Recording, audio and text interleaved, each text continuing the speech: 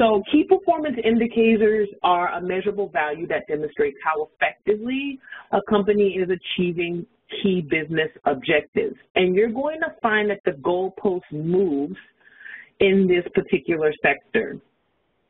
Some key performance indicators that you would set up for one company may be different for another if you're working independently.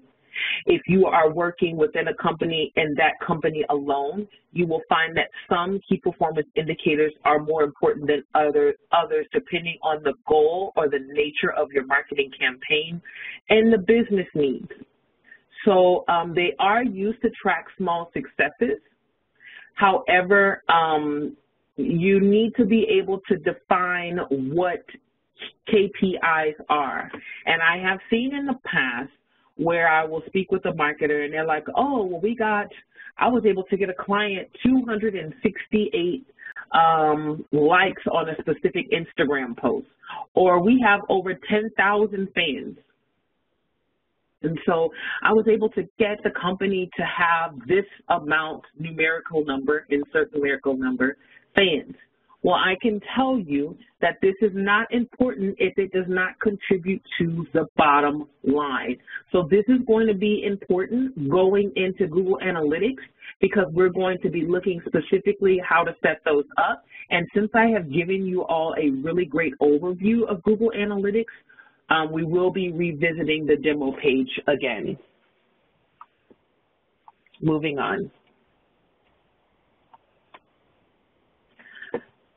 So the ultimate KPIs are increase revenue, reduce costs, and increase satisfaction. So these are broken down into three. And I want you guys to make a note of slide 91, either take a snapshot of it from this presentation or save it onto your desktop. But slide 91 is very important. These are the things that you should be looking at.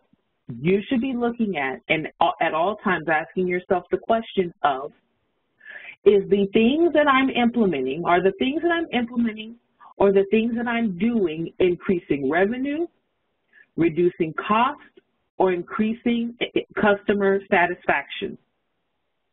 Because it's going to come down to one or two things. Yes, I'm going to be giving examples of KPIs next, so stay tuned. If it's not increasing revenue, if the number of orders are not increasing based off of the methodologies or things that you are implementing, then you may have to revisit.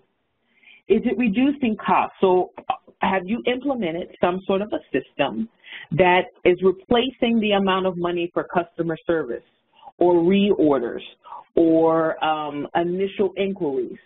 And then in terms of customer satisfaction, are customers reporting that the service is better based on your efforts?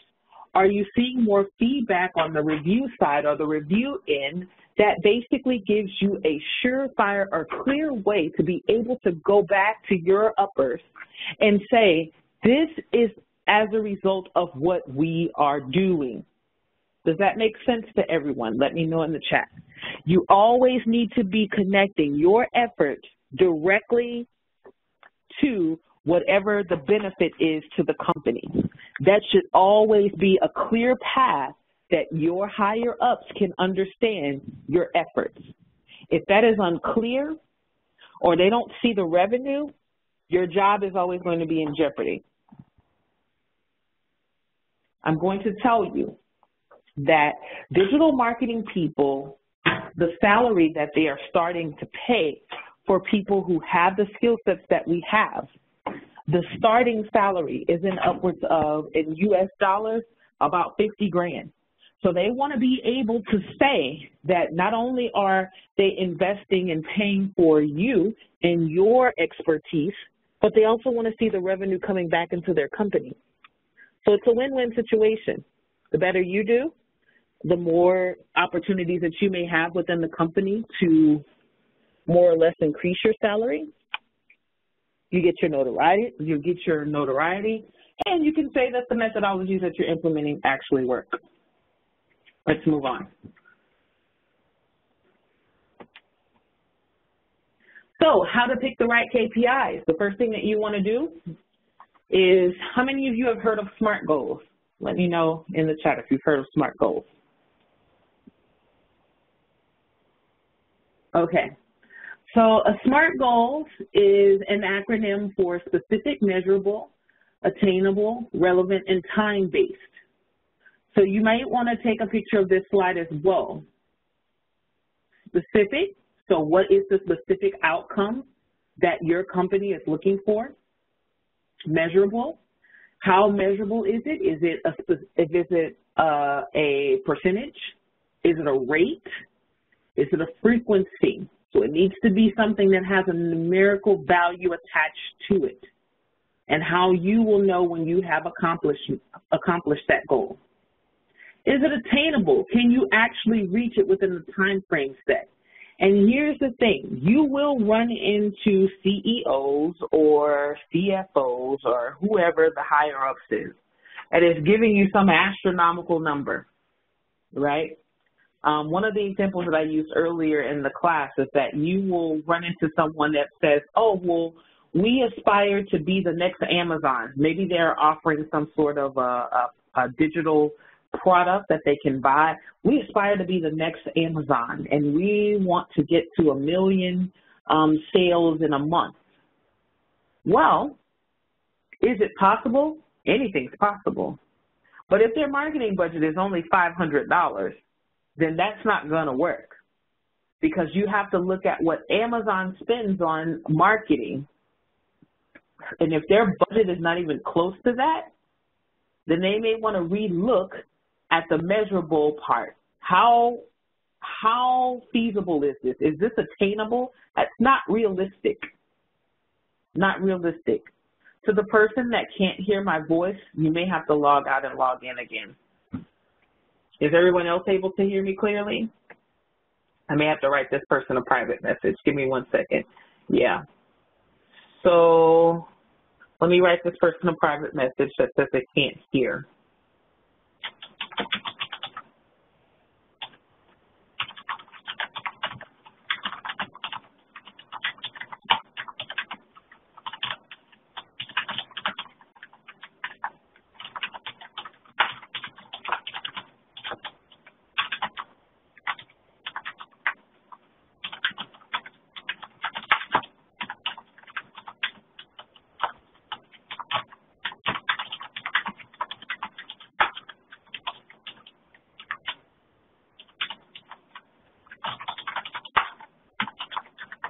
All right, so back to the not realistic. Someone says, can even hear typing. My loud typing. Okay. Then relevant. Do the people involved have the necessary knowledge, authority, and skills? Is it worthwhile? Is it the right time to implement such a thing? Do we have the right resources? And then, of course, time-based. So the way that I do my SMART goals, guys, whenever I'm working with my specific clients, is I always try to go into quarters. I always deal based off of business quarters, because that gives me roughly 90 days for each segment. So based on this quarter, we're looking to do this. Based on this quarter, we're looking to do A, B, and C. We're looking to accomplish A, B, and C, right? So those are the things that I look at in terms of the time base. So this may be something that you may want to consider doing, and that sort of thing. Now, the bottom of this is kind of funny. It says coming up with the smart, smarter, and dumb objectives. Although challenging, this exercise is essential as it brings everyone to the common understanding of what success means, okay? So let me paint a picture of what you're walking into when you go into these organizations. A lot of times you will run into an organization that basically a person is running. They have sort of a pie, some of them have pie in the sky, what I call pie in the sky goals or overviews as to what they want to accomplish. They have a long-term goal. That long-term goal will either A, be something that they communicate at the long term or the long haul. It's something that they're looking to achieve for the long haul, but it's not necessarily something that they can do within 90 days or within a quarter, okay? Although they will try to push it that way. So when you're listening and you go in and you say, okay, what are some of the goals for the company, or you're investigating coming in, what are some of the goals for the company, you're going to find that there's going to be a lot of pie of the sky. More established companies, they're going to have more realistic goals based off of trends, data, and growth in previous quarters or previous time frames. So more established companies are going to have more realistic goals, whereas startups and people who are independent may not have as strict of a foundation in terms of defining the goals. So the important thing about that last statement is that you may have to be the person to help them to define what success is. Because here's the trap that you want to avoid. You want to avoid the trap of starting to implement all of the great ideas and methodology, because digital marketing people are somewhat mystical creatures. I say that in a good way, because a lot of meetings and a lot of places that I go to speak and talk about digital marketing, they look at me as kind of I don't know, this highly engaging, highly intelligent person, which you all will be after this class, because you will go on and start to learn other things about digital marketing to build off of the knowledge that you've gotten here. So you should be able to walk out of this class and explain a lot of methodologies that you're learning, right? So people will be looking and all like, oh, you know, this is the person that we need, and so on and so forth. But they're relying on you to do everything. You, from your explanation, you can come across or sound like you're able to take them from 0 to 100 in less than 90 days or in less than 30 days. In 30 days, because I have this highly knowledgeable person on our team, we should be able to hit this $1 million goal in 30 days. Well, no, that's not true. So it's important for you to be able to not only understand from their perspective what their goals are, but to help them to shape what is attainable to them based on the efforts and the knowledge that you have about the company, about the budget. This is why things like customer lifetime value is important, because customer lifetime value illustrates how much money it actually takes to bring in new customers based on marketing efforts.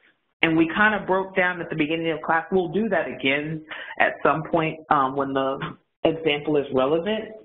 But for now, we're just going to move forward and say that when we have a formula that we use to actually illustrate what that is.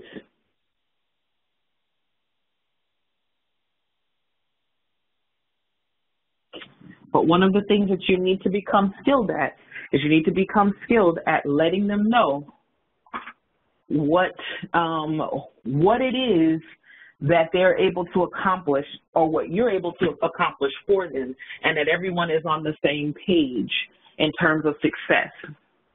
You know, increasing profit or revenue by 10%, that is considered as a success. Implementing measurable goals and measurable funnels, that's considered as a success, okay?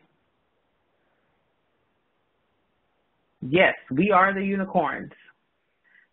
You are, you're mocking that thing, but you are going to run into these companies. It's like, we want to hit 1 million by the end of 4th quarter. How are you going to do that if you don't even have the fraction of the marketing budget? If your budget is $500 a month and you're looking at hitting $1 million, that's not realistic. You have to look at the cost per goods. You have to look at the cost per shipping, or the cost to actually present your product to the market, and what your profits are. You cannot shake your head and say, oh, yes, that's absolutely attainable, Mr. Customer or Mr. CEO. It may not be. And then they're going to hold you responsible because you did not define what success was coming into the organization. So I don't want you guys to get into that trap. I've been there and done that. And one of the things that I learned soon thereafter is how to help the company understand what success means to them. Next slide. Critical to quality. So earlier on, we kind of breezed through this particular section, but the Lean Six Sigma methodology uses CTQ trees to help prioritize customer requirements. So this is considered as a CTQ tree, critical to quality. So basically, you have your most important priority at the top, and then you're going into all of the things, the drivers or the factors in order to achieve whatever that objective is. So this example, it says by such and such year and month, we want to increase revenue from the first-time customers by, I don't know, 15% or X percent. This is the amount of transactions that it's going to take for us to get there. This is the average order number based on past purchases or past data. In order for us to do this, we need to acquire qualified traffic, streamline the process, reduce processing fees. So this may be that you need to survey a different platform to produce the processing fees on. You may have to increase the transaction amount, so maybe suggesting some upgrades or suggesting some additional things. But other than that, you want to be able to have this laid out. Question in the chat, have you ever worked with realtors? What kind of KPIs would you be looking at? Edward, I have worked with realtors, and realtors are a little bit different. Here's why. First of all, their sales cycle is different. That's the first thing. Second of all, you can't, this model here may not necessarily work for a realtor, and that is because the volume of their sales are not as high. I mean, ideally, they would want to be selling, you know, 3 to 4 houses a quarter, but because of having to deal with so many outside factors such as credit apps, you know, closing costs, closing fees, then you have the seller versus the buyer. It's a different type of KPI that would be measured here. However, you can look at what is the need for that person. Maybe it is to have a funnel of sellers during a down market. You know, maybe it's a buying market right now and they need to find more quality sellers. Maybe in commercial real estate, they're looking for a specific amount of listings, and they need to build trust factors with those individuals who have listings that are valued at a certain amount of money. Are you in real estate? Let me know in the chat if you're in real estate and the terms that I'm using make sense.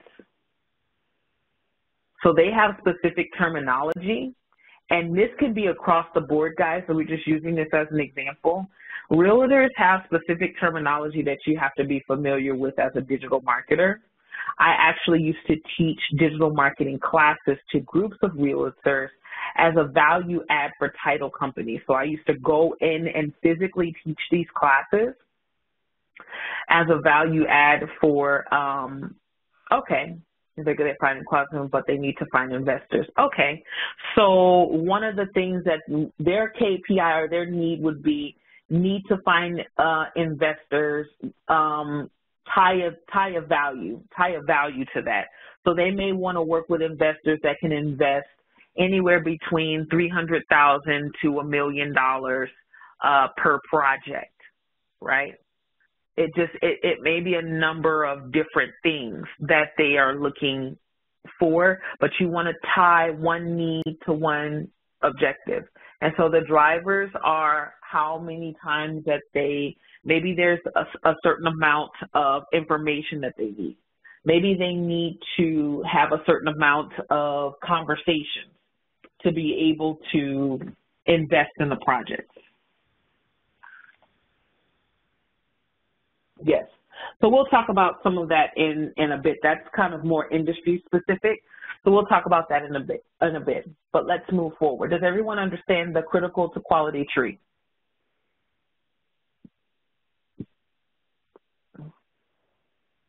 All right, moving on. So the critical to quality tree and objectives help you to identify your KPI, define what success is, and keep track of progress towards completion. So in Edward's case, Edward is asking, what specific activities do I need to do in order to put investors in front of the real estate brokers who are actually acquiring the product, the projects or the homes? And so that is going to be part of the CTQ. We already know what the objective is. We want to get more investors. We already know that in order to do that, we need to increase the number of investors that are actually interfacing with the company, with the brokering company. And then there may be a process that we have to look at in order to keep track of whether or not we're moving towards the end goal. Attributes of a KPI, it's simple, relevant, timely, useful, and positive. So the KPI has to be simple and easy to understand. It's already complicated enough in this job. We don't need to further complicate it. It also needs to be relevant. So it needs to tie back to the responsibilities of yourself or the people that you'll be appointing to do specific things, okay? Needs to be easy to track. So you need to be able to tie what it is that you're doing with whatever it is that you're attempting to accomplish on the objective side. When it becomes too convoluted, that also puts you on shaky ground as well, because if you can't communicate to the people that you're working with what you're doing and how the actions are helping them to get to their objective, they're going to lose faith in whether or not you can do it. So you need to be able to simply communicate, this particular action, this landing page is doing this. This landing page helps your goal because of this. This Facebook campaign helps your goal because of this.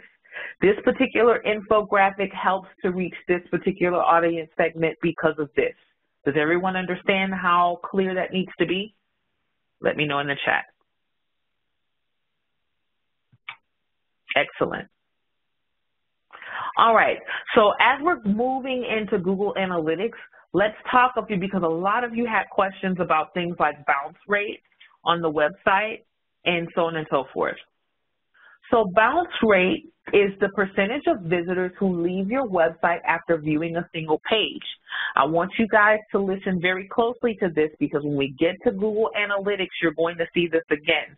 When we were going into the demo account, remember when we went to the demo account, everyone started bombarding me with questions about, oh, well, what's bounce rate? What is this rate? What is that rate? Now we're going over that information so that you know exactly what it is, and I'm going to quiz you on what it is when we get to it. So make note of it. Bounce rate is the percentage of visitors who leave your website after viewing one single page. Okay? Nonprofit organizations that publish high-quality newsletter every week, people come to see specific newsletters and leave. Although the bounce rate is high, the newsletter is successful. I want you guys to make note of that particular thing, because when you're looking at bounce rate, and I used to fall into this track as well, when I would go into a company, I had access to analytics because I have several different tools that allow me access to certain analytics on their site without having access to their Google Analytics account. So I would go in and I'd say, okay, you know, your bounce rate is at 50%, so people are leaving after viewing a single page. That may not be good. And so, but without having a really good understanding of what their website is designed to do and what they were actually advertising at the time, this rate, although being high, may be a good thing for them, because the people who are going to the site, they're getting the exact information that they need, and then they're leaving. So this would be considered as successful. This is why you can't tie a high bounce rate or a high leave rate into something being unsuccessful or not. Now going on to the flip side of things, tourism industry website tagging and tracking is done in a way that significantly impacts the bounce rates, having 2 or more actions which are mostly accomplished. So a bounce rate on a tourism and industry site being low is a good thing because people are going from page to page to get information about different things in the website. So in other words, if the bounce rate were high on the tourism site, then you would be able to identify a problem. So overall, what I want you to understand is that bounce rate doesn't necessarily help you to understand what your performance is against your business objective, but you also need to define what that business objective is. And if the bounce rate is high, then you may be hitting that objective. It's just reflecting that in the numbers. You also need to be able to communicate that to your respective superiors, because they may be looking at, oh, wow, our bounce rate is high. What can we do about that? Well, actually, Mr. Customer, this is a good thing because that means that we're meeting the expectation of our prospective clients. They're coming to the site because they're spending time, and we're going to go into that when we go into Google Analytics. They're spending time on page 1. Page 1 is where the newsletter is housed. So our goal was to get more people to view the newsletter. That's exactly what they're doing. They have no desire to look at other parts of the website. So maybe if you're wanting more follow-ups, maybe you want to achieve more, leads. You may have to put a lead capture page at the end of the newsletter page so that we can get more leads to come in. Does that make sense? Let me know in the chat. Now here's the fun part.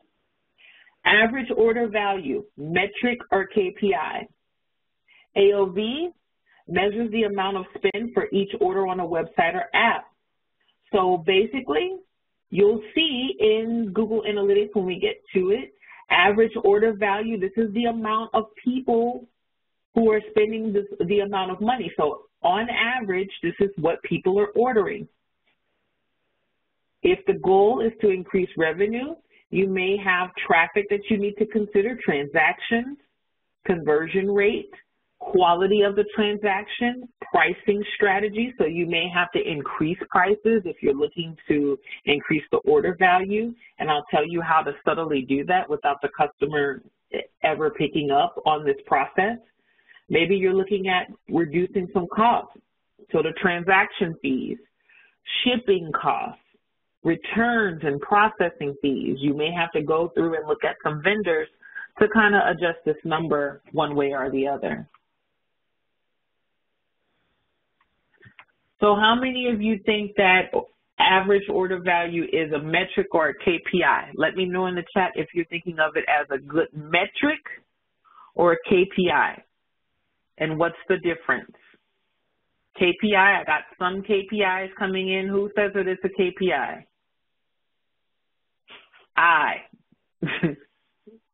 Nick says I. Those of you who are saying that it's a KPI, okay, Alma, why are you saying that it's a metric? Those of you who says that it's a metric, why? Let's go back to the attributes of a great KPI. Simple, relevant, timely, useful, and positive. Why do you think that it's a metric?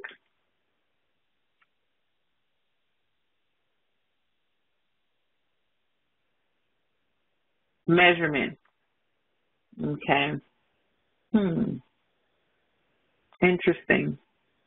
I can see why you think that that is, has all the qualities listed. It's a metric because it's a calculated one. Okay. That's a good way to look at it, because people can wish to buy more or less, but the intent is to make them purchase. Let's find out. So an AOV is actually considered as, it does qualify as a great KPI. Yes, it's a measurement because of the numerical value. I see why you all were thinking along that line, but it is actually a KPI. And the reason why that is, and we'll find out more when we get to the Google Analytics section, because This is, if the objective is to increase revenue, this is something that can be tracked, okay? This is something that can be tracked.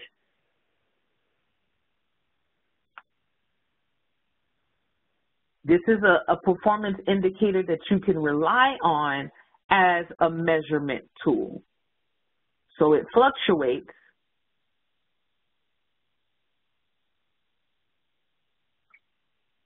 One or the other. Now, in terms of the numerical portion of it, yes, it can kind of act as both. So I do see why you all said that it's a metric. However, it functions in this capacity as a KPI, because when you go into analytics, you're going to see why. It's a key performance indicator because it is functioning in that capacity. Now, if it didn't have anything to do with analytics, and you could probably, confidently say that it's a metric. But it's really not a wrong answer here. I don't want you to think that it's wrong. I just wanted to get your feedback and your thought process as to why you would choose it to be a metric or a KPI. So it's not wrong that you said that. It's just a matter of, in this particular methodology that we're doing, it's considered as a KPI. Measuring engagement. Engagement is an estimate of degree and depth of visitor interaction on the site against a clearly defined set of goals. You can measure engagement in different ways. With the help of proxies, you can measure time on the site and number of pages and sessions using compound metrics as a compound formula. Now, the great thing is, guys, is that we do not have to deal with compound metrics or formulas. If that were the case, I would have went right back to sales, or I'd have started baking cakes as a career. I do not have to deal with the formulas that happen behind. The magic happens, and it only spits out the results for me. So this is complicated math. If you want to go on a separate quest and learn what those metrics do, then you're more than welcome to do so. But other than that, I'm not interested in the formulas. I could care less. If you want to measure engagement, don't focus on finding the ultimate measure of engagement. Instead, agree as an organization how you would define an engaged customer. Remember, going into the organization, you're going to be up against different mindsets and different degrees of what the company defines as a success versus what you know to be a success. Edward says, cakes. Yes, one of my hobbies is baking things. And so if I were not doing this in my spare time, I probably would be baking cakes. So if I had to do any type of major math for this job, then I would probably resort to that. Maybe go to Cupcake Wars. Cupcake Wars. I have this running joke with my mom where we're like, yay, we're going to Cupcake Wars. But I don't have a desire to do that as of right now. While using compound metrics, identify what contributed to a change and can be challenging, and the metric itself can be misleading. So remember, guys, about metrics. Metrics are measuring tools. Usually they are numerical, which was why a lot of you said that the average order was numerical. It was a metric. But that metric can be misleading because just because you're getting a certain amount of increased revenue doesn't necessarily mean that you're in a profit zone. Just because you have 100 sales doesn't mean that you're in the profit zone, okay? I'll give you an example. I have a client that owns a music studio, a very high volume music studio. And one of the things that I measure is I measure the amount of people that are coming to the site. So she has a tremendous amount of traffic that comes to the school. January is typically their ramping month, so there's a lot of people who are looking to start something new. However, when I look at the amount of people who are actually calling, asking for directions and stopping by the studio versus the enrollments, I can't look at the fact that she has over 8,000 people who made traffic to her website in 1 month and say that that's a viable metric. It's not, because when I look at the amount of conversions that are happening, there are quite a few conversions, but there's quite a few drops as well. So I have to look at, based on the amount of people who are trafficking to the site, if there's a percentage there that's converting over to new customers, and if those new customers are actually weighing out or weighing against the people who are dropping. Do you see how that's compounding? If you didn't understand that, let me know in the chat and I'll illustrate it in a notepad. Let me know in the chat.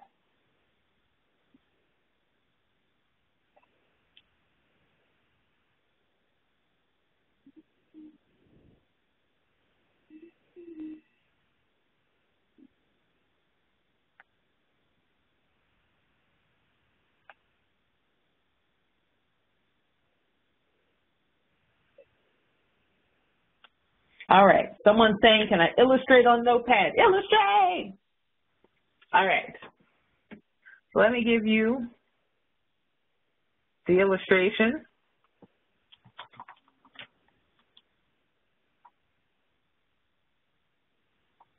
Tough to gauge, need customer surveys.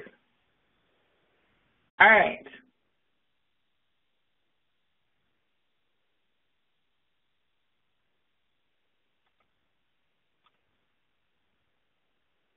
Here's my notepad here. I'm actually going to open up. You guys will get an opportunity to see this. I think that you will appreciate being able to see this, because this is something that you may be working with in the future. But this is along the lines of why numerical metrics are not necessarily the true picture of what you should be gauging. Okay, so let me switch screens here, and then I'm going to move over to the notepad. All right, so this is Google My Business. Google My Business is basically a platform that Google has created for people like myself and yourself to be able to track certain successes, certain things.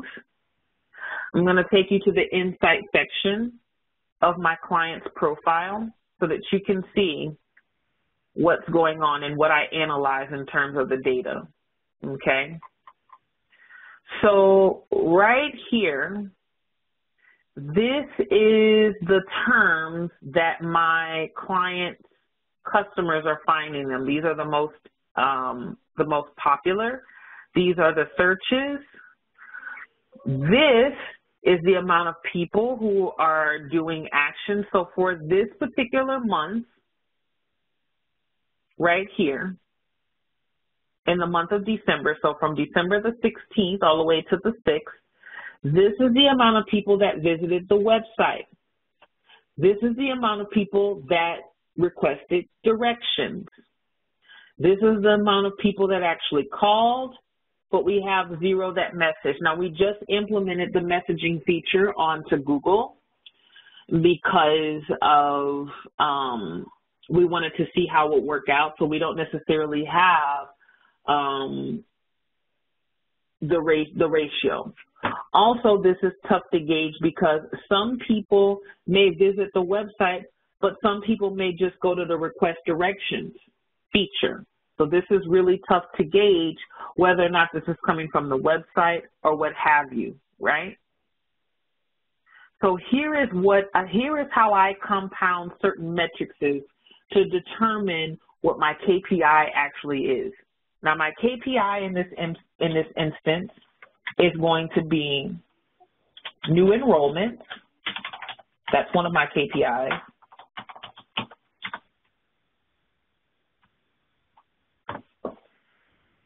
My other KPI, although it's a negative KPI, is drops.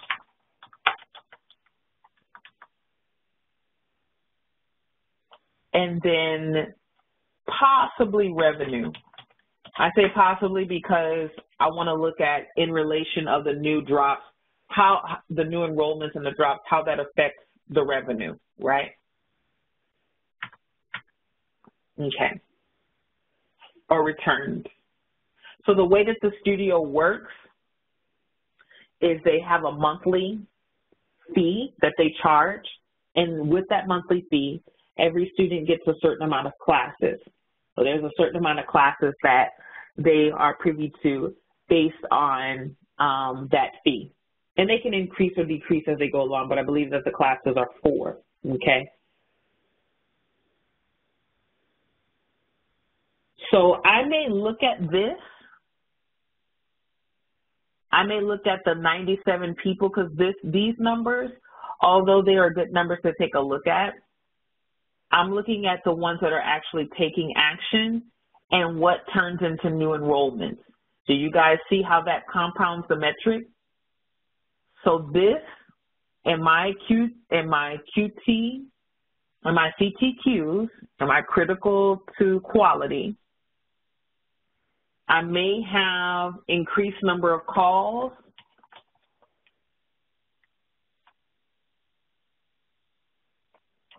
and how those turn into new enrollments.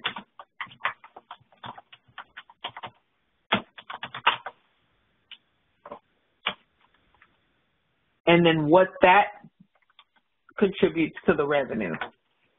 Do you see how I'm doing my CTQ? This would be considered a CTQ. Okay. Let me know if you understand how I've compounded my metrics.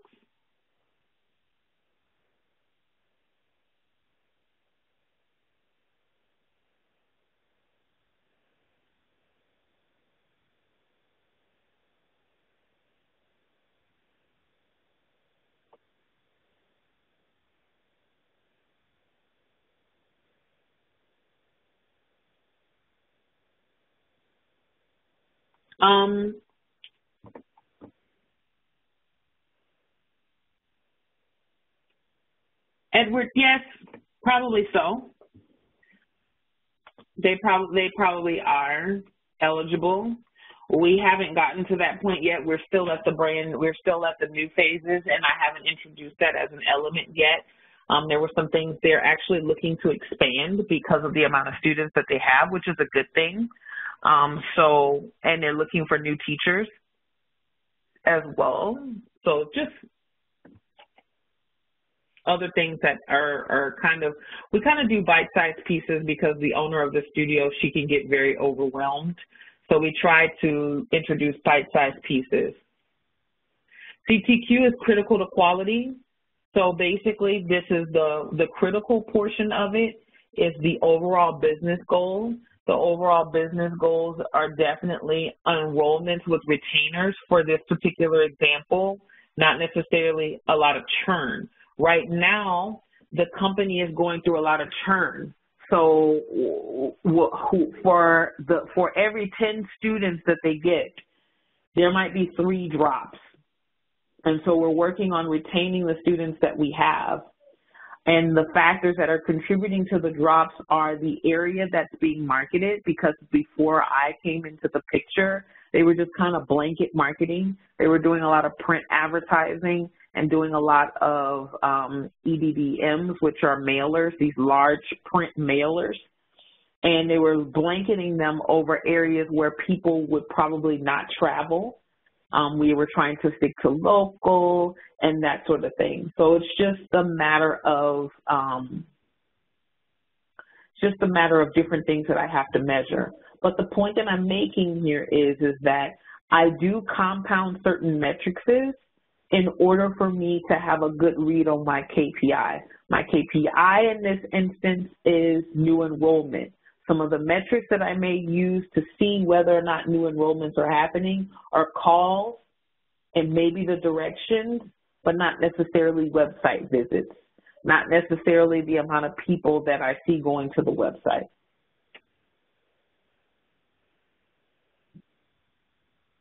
Absolutely. Since it's a want, not a need, travel must be convenient. It must be convenient to the area in order for them to go out of their way, if that makes sense. So does everyone understand? Let me know in the chat. We're going to continue forward with the presentation. All right. And we'll take a look at Google My Business a little bit more as we get into it. That's a very important beast to tackle in and of itself. And I really love what Google has done to make it easier for us to be able to work with our clients and our customers. Google has really stepped up their game and stepped up to make it easier for you and I to do certain things. So absolutely.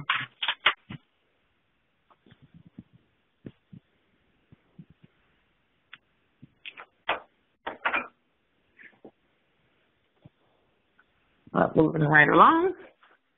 How many KPIs? A good rule of thumb is 5 to 2, 5 plus 2. How many analysis can an analyst run concurrently? Apply the rule of 5 plus 2, leveraging this rule to justify the number of things you can handle at a time while continuing to be effective. So basically, the magic number 7 plus or minus 2, some limits the capacity for processing. So when we go into Google Analytics, you're going to find several different KPIs that you can implement. But to keep things simple and to be able to explain it not only to yourself, but to others in the organization, it's just a good rule of thumb to don't do any more than 7, but you can add plus or minus 2.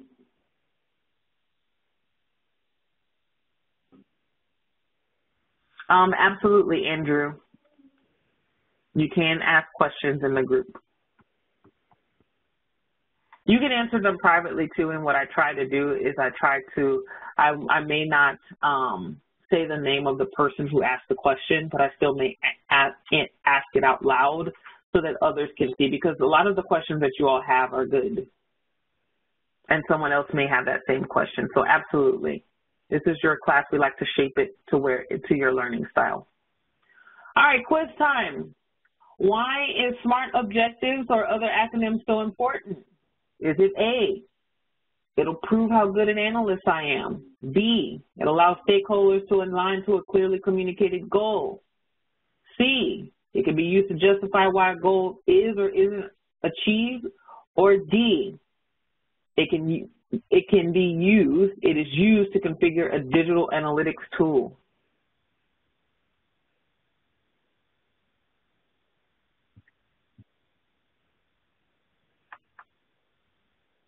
So some of you are putting C, some of you are putting B. In the quiz answer key, the answer is B, but I'm going to tell you it is a combination of B and C. So I can understand why you chose C, and you're not far off, because you want to be able to use SMART objectives to be able to determine why something isn't achieved or not. Then you need to be able to walk into the organization and shape what the goal is across the board. So when you walk away from that marketing meeting, everyone knows what the goal is. And if it is achieved or not, then you can come right back to that goal. Does that make sense? Let me know in the chat. So those who chose B and those who chose C, you're right on target. You find a great article entitled 3 Most Important KPIs for E-Commerce. What should they be? Should it be A, it depends on what is the business strategy. B, sessions, conversion rate, average order value. C, revenue, transactions, or customers. Or D, none of these options. This one's tricky.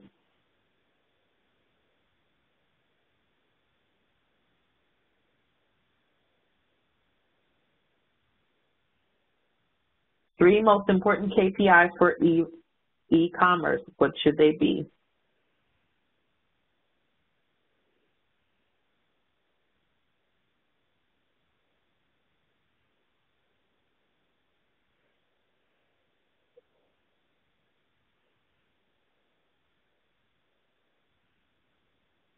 So for e-commerce, your answer is going to be B, sessions, conversion rate, order value. Those are KPIs. Revenue, transactions, and customers are considered as metrics. Sessions, conversion rate, and order value are considered as KPIs. And when we get into Google Analytics, you're going to figure out why. These are measurements These are specific measurements that are listed in some of the tools that we're going to be using to define those KPIs. So those are considered as KPIs for e-commerce, okay? When we go into the demo account and we look at some of the ones, you'll be able to make that clarification. You won't see revenue, transactions, or customers as KPIs on a website because that's not considered as the key performance indicators. Those are byproducts. Transactions are byproducts or actions, specific actions. And you'll be able to clarify those as we go along. So the key takeaways that I wanted you to take away from KPIs is define what success looks like, given your specific business context and capabilities. Be able to outline a SMART objective and utilize your CTQs. I use CTQs all of the time because I'm always compounding certain metrics to determine whether or not we are in a good place or we need to continue to ramp up on marketing. And then, of course, a reasonable number of KPIs is between 3 and 7, no more than 7, give or take 2 to 3. And supporting metrics is for additional context. So you can kind of shape how you want your measurements to be based off of what the company goals are, okay? Does everyone understand KPIs before we move on to Google Analytics? Give me a shout in the chat.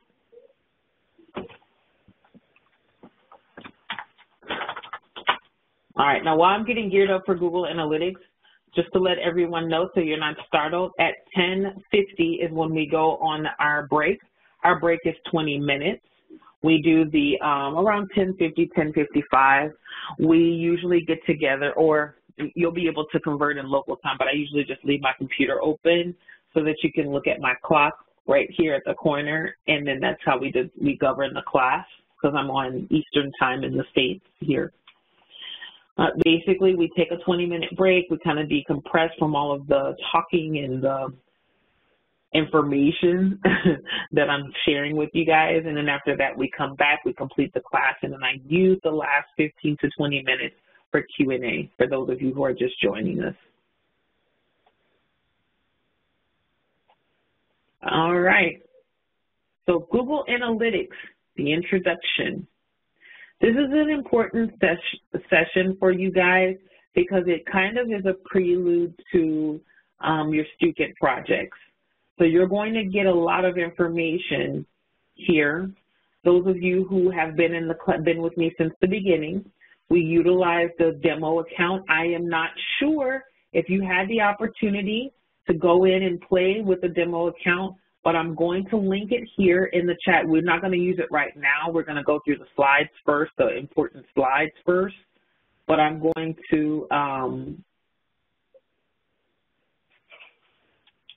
hold on one second.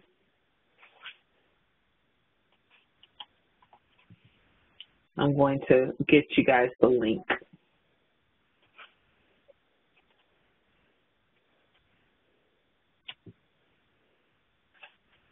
So that is the link to the demo account. You guys have to have a Gmail account and a Google Analytics account in order to access this. It does not cost anything. So if you want to, while I am instructing the class, if you want to go and set this up while we're instructing or you want to do it on the break, then you're more than welcome to do so. But that's the access to it. Okay. Let's go ahead and get started. So in this section, you're going to gain hands-on experience with Google Merchandise Store data, create a Google Analytics account, access the Google Analytics data for the demo account of the Google Merchandise Store. So this is what we're going to be doing. This is why I'm sharing this tool with you so that you can understand what it is that we're looking at. Digital analytics expertise is in high demand, will remain in high demand for the foreseeable future. Those of you who are just joining the class, I basically had the reason why I'm in this industry is because I had a little bit of a premonition that this industry was going to grow bigger than what it was at the time. I started in 2012. This was when they opened up digital marketing for local businesses and more. From that time to today, at the time that I got into this industry, there were not even college classes that supported what we're learning today. There weren't even classes. I learned basically everything that I know before I actually took a formalized college course. I learned everything based off of just sourcing different knowledges, learning from the platform themselves, connecting with experts from the platforms like Google and things like that. I basically took on a self journey to learn about everything it is to know on digital marketing. And then over the last 8 years or so, well, 6 years because now it's 2019, so over the last 7 years, this industry has skyrocketed. So you guys are in a really good place because right now the ascension upward is almost at the peak, and it's not stopping. It's not going back down. It has not become saturated because there are not enough of us out there. And by the time the students who have started just in this section alone, because over the last 2 years is when I saw the development of actual college courses for what we do. So give or take 4 years, if they take a 4-year course to get a 4-year degree in digital marketing, they will just be hitting the marketplace in 2020 or 2021. By that time, you will have already been on maybe your 4th job, or you will have had enough industry knowledge to be able to become an expert. That's where that is. So just giving you a trajectory. Google Analytics is the most popular digital analytics platform that will empower you to become a better digital marketer or an analyst, or to simply gain useful skills, okay? Analytics experts have strong analytics skills, problem solving, strive to understand the business context, optimize processes, and the best analysts are those who share their discoveries, communicate effectively, and are always eager to learn. If you guys are not eager to learn, you will not survive this industry as a whole. If you think that just taking this one class is going to be the end-all, be-all, badly mistaken. This is an evergreen process. So I'm going to show you guys how you can build on your knowledge even beyond this class in Google Analytics in just a bit. I think I've shown some of you, but everyone may not have had the opportunity. All right, so begin your analysis by understanding as much as you can about the business environment. Create your Google account to access Google Analytics. Once you log on to Google Analytics, access the various reports to which you have permission. All right, so I want you guys to go ahead and create your Google Analytics account. We're going to take about 3 to 5 minutes to do that.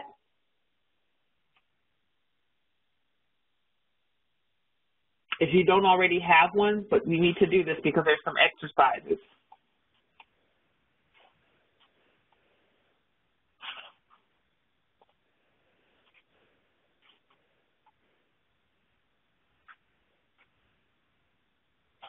So the first thing that you need to do is you need to log on to your email account. I'm going to go over here to my second screen so that I can try to help walk some of you through. But I want you guys to go ahead and take some time out to get your Google Analytics account set up. Okay?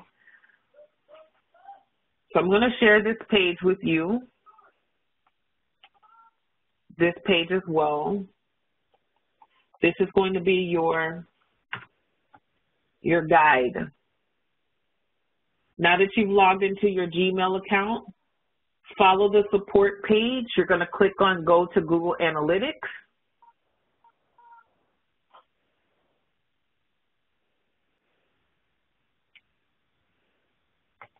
You can hit Start for free.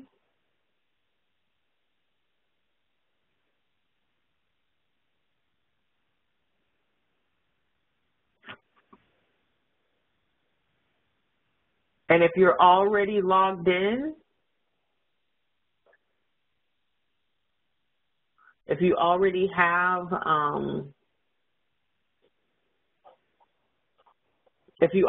an account, it's going to take you to this page. So you should see this page.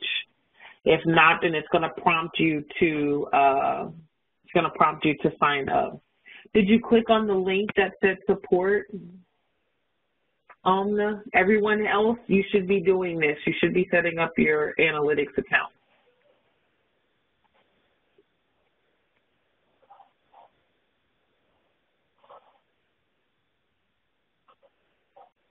Let me move this toolbar out of the way.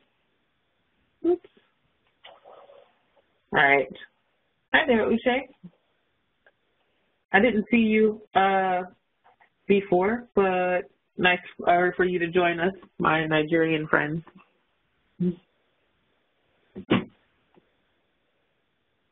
Oh, that's okay. But yeah, so once you have signed into you're going to sign into analytics using your same Gmail account. So the way that you do it, it's asking for a website URL. It's okay. Don't worry about the URL. Okay, then what I see, 3 options: sign up, add tracking code, etc. Just hit sign up.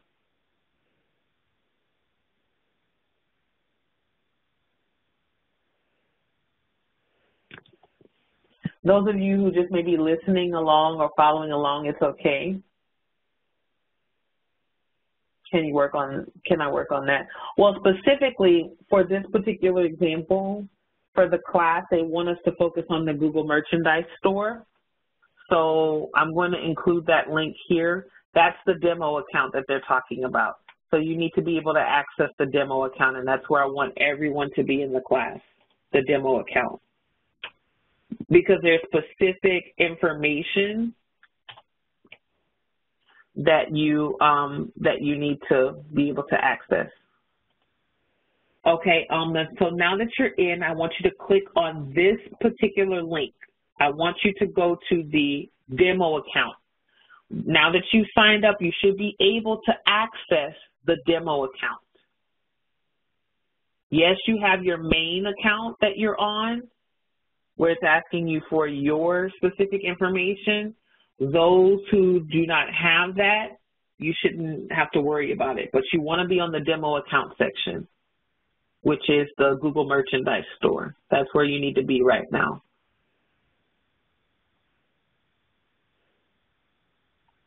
Okay, can you click on this link? If you click on the link that I just added to the chat, you should be able to be taken straight to that page.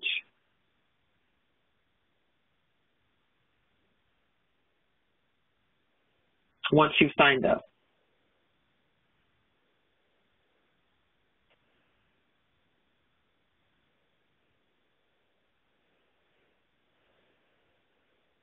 Website URL is not necessary, not able to sign in. Okay.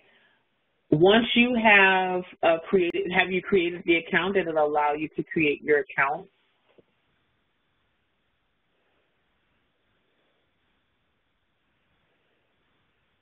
Okay, some of you are getting it, some of you are not. So what I want you guys to do is I want you guys to click directly onto the demo page.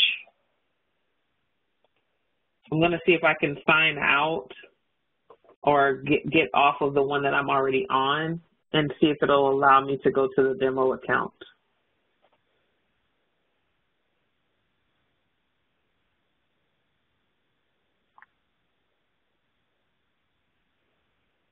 From here, utilizing this portion.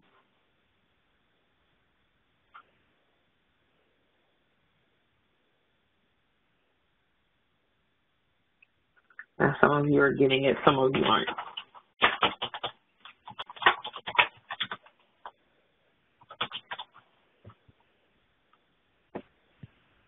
Let me change my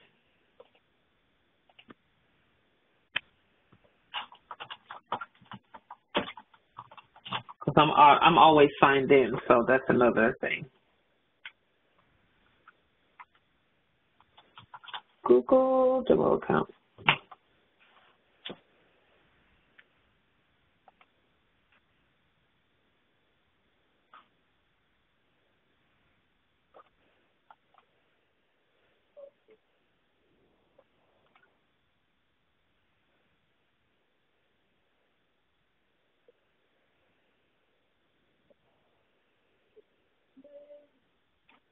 Yeah, it automatically allows me to get into this, regardless of what I'm in. Okay, there we go. So is this the page that you guys are seeing? This start using Google Analytics here?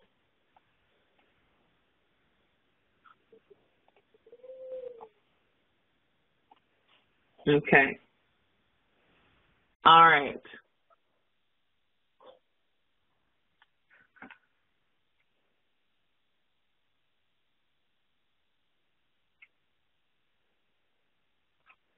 So when you sign up, just put, let me see if it'll allow me to put just a filler text in here. So new account name is demo account.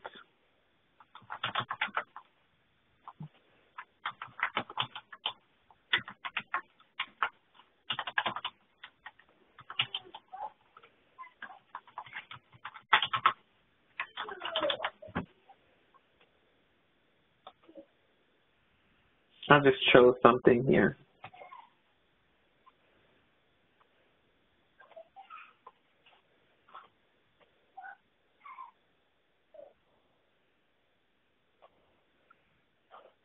All right. So just put in a imaginary site. Okay. So did you guys see what I just did? So I wanted to go to those who did not have access at any point where it says sign up. Just put in, I use demo account. So I'm going to do it once more just for everybody to see. So for new account name, I just chose demo 1. Then my new website, I put demo 1 again. Then my website URL was www.demo1account.com, or you can just do demo 1 if you want. And then get tracking ID. It's going to ask me to accept the terms and conditions. Here, I accepted the terms and conditions.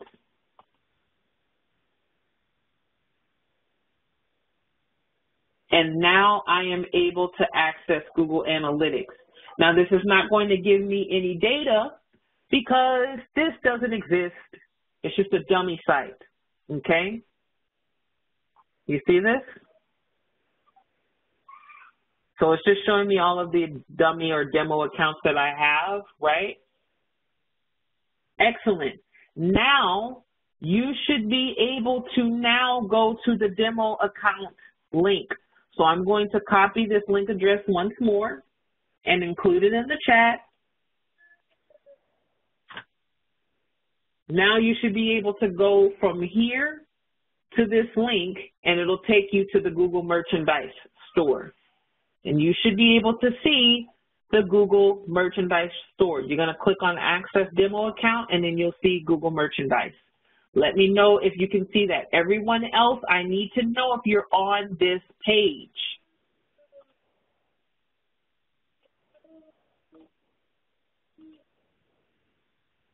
If you are on the Google Merchandise Store page, let me know in the chat. Good job. If there's anyone that's still struggling, let me know. Now, if you're not in front of your computer, then that's a totally different thing. Alma, did you go in and create the account based on the instructions that I just gave? Where it says sign up, you're just putting in demo 1. Once you put in demo 1, okay, now you need to go in and click on the link that I just provided.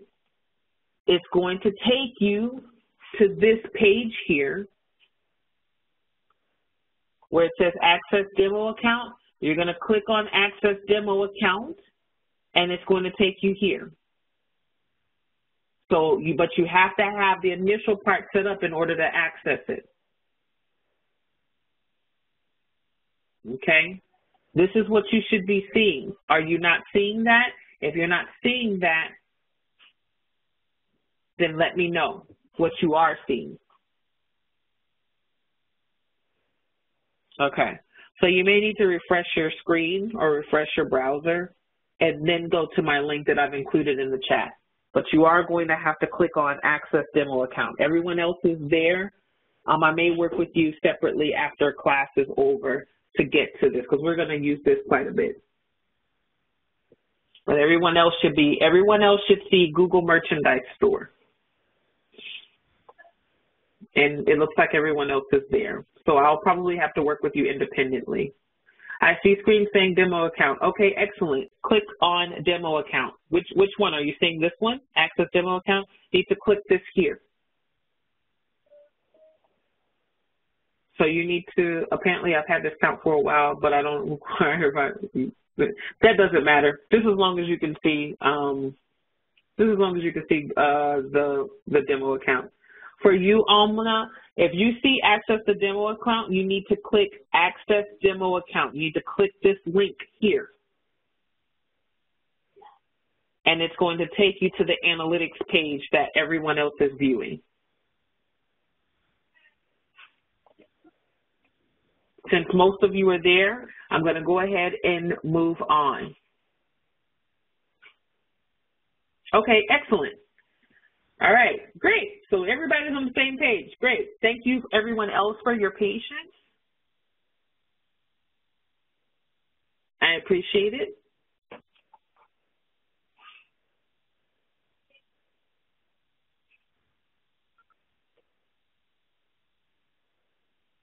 All right, now we're on to the exercises. Woohoo! Exercises.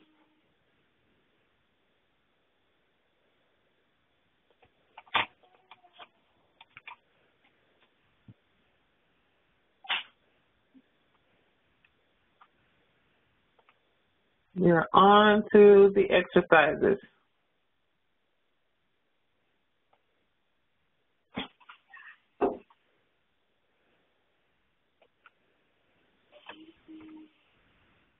Okay, so this is the Google Merchandise Store, the actual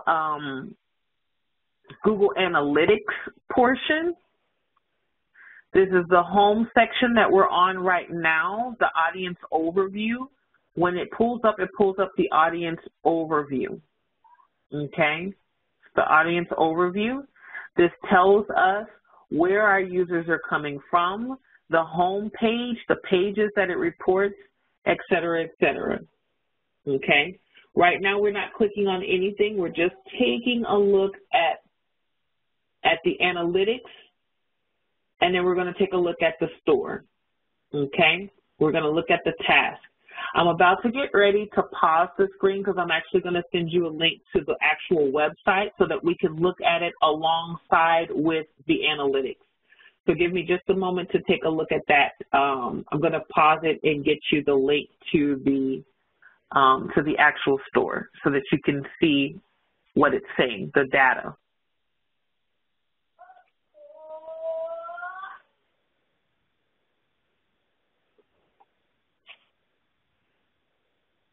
This is actually one of the fun parts of this exercise because you guys get to actually look at a few things. So I'm excited. All right. Now I'm going to provide you in the chat. I want you guys to go to this site here. Keep your analytics open, but I want you to click on Google Merchandise Store. And then click in the chat or list in the chat that you're there. Let me know when you're there. And I'm going to unpause my screen.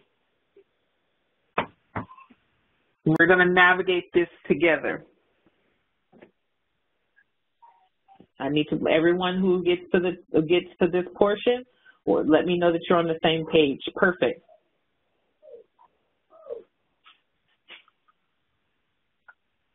All right. So in this exercise, the first question that it's asking us is how are the products organized and structured? So you guys give me some feedback. Go ahead and explore this, but you guys give me some feedback in the chat on how these products are organized, in your opinion? Are they easy to navigate? Does it seem like it's difficult? I want you guys to just explore the links. You've got your apparel here. Let's look at women's t-shirts. I want to see what women's t-shirts looks like. Okay.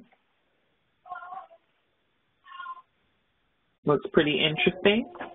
I wonder if you can actually purchase any of these. These are actually kind of cute.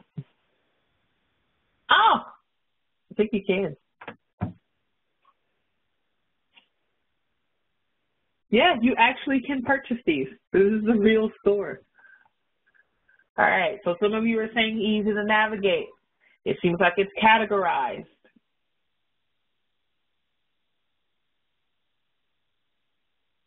You know, I'm supposed to be trying to save money, but looking at this apparel, I really want to buy something.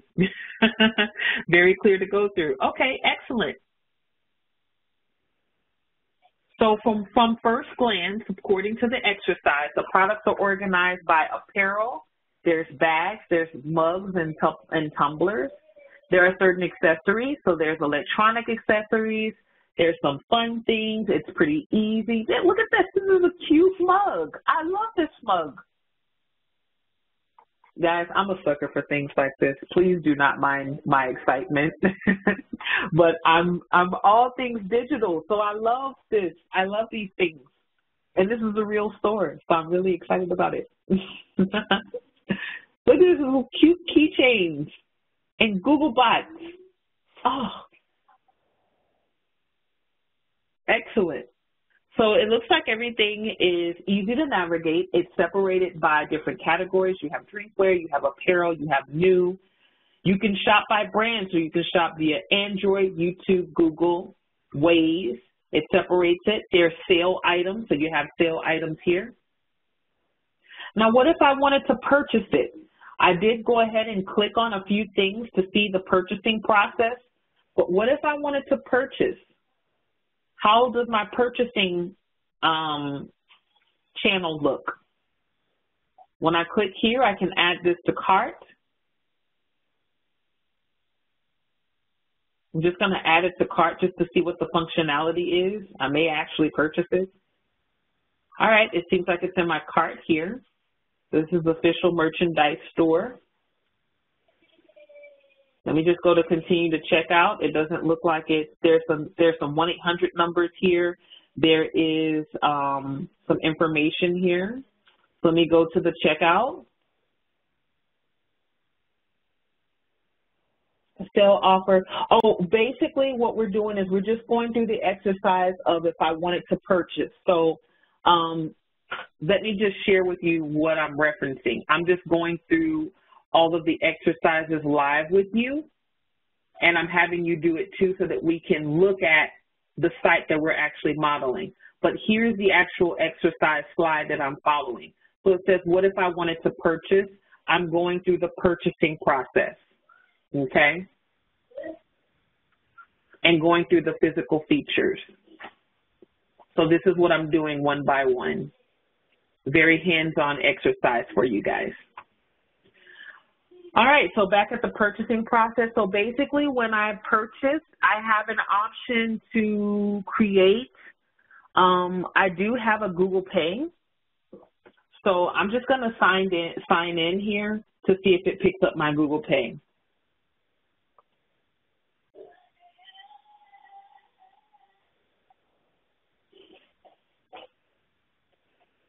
All right, so it allows me to register my account.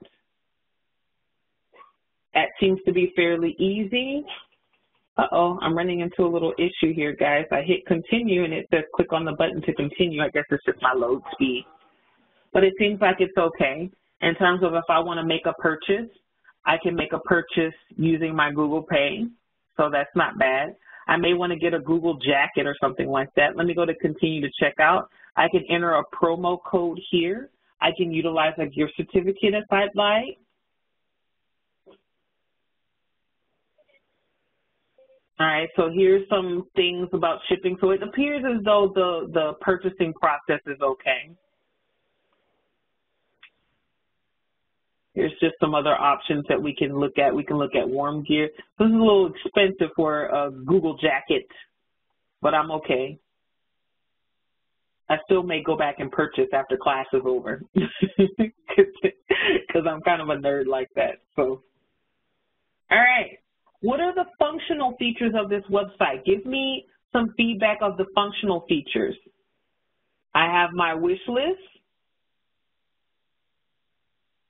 So if I wanted to add some things to my wish list, I can add a few things to my wish list here. I'm going to say Google Discovery Jacket. Let me view this product. I might want to add this to my wish list. The search feature, it is a fully functioning e-commerce site.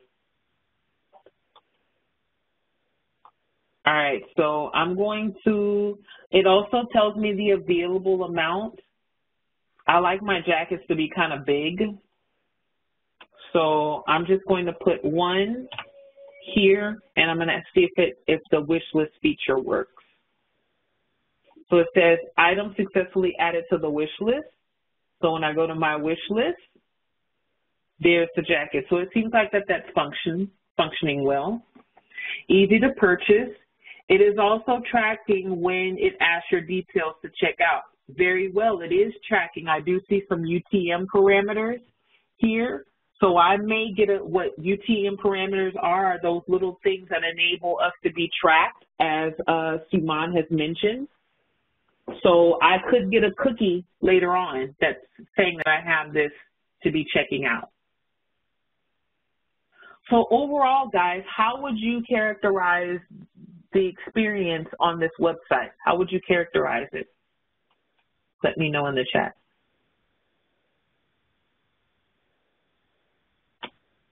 These are some cute little Android things. I would say it's overall good. I don't have any broken links. The payment processing system seems to be easy. When I look at this mobilely, I don't know if you guys have seen me utilize this in the past, but this is my mobile emulator. This shows me what this site looks like on a mobile device and appears as though it is mobilely functionable. So it functions mobilely, which is good. This is how it would look if I were on I have a Google Pixel. I'm a huge Google fan, guys. Google Pixels, just FYI, in the marketing industry, if you ever get into product marketing, which I just basically segmented my career to be in product marketing, if you ever get into product marketing, the Google Pixel is the phone to have. It takes beautiful images, almost to the specifications of a DSLR camera, and it beats the iPhone 10X hands down. The camera has very sophisticated technology, AI technology, that stores the depth perception of some of the images that you may take, and then it basically utilizes that for every image that you take so that you get a perfect image every time with little editing. So just FYI, this is a really beautiful phone for those who are in the marketing industry. Now, if you are just using your phone for leisure and you're not using it for business, then that's fine. I do plan to upgrade. Right now I have the Google Pixel XL2. I do plan to upscale to the XL3 or upgrade to the XL3 in February because they're still working out a lot of kinks with that phone. And so I project them to be done with that by February, so I'll be upgrading. But overall, the experience is good. I have had a good experience on this site, so I'm good to go with this particular site. And there's a lot of really great merchandise that are here. So you all are reporting the same?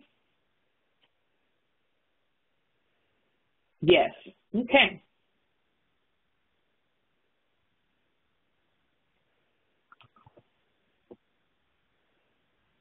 All right. So the purpose of this exercise, let me go back to the original slide so we can see. All right. So the purpose of this exercise was you always want to start your analysis by understanding as much as you can about the environment of the site.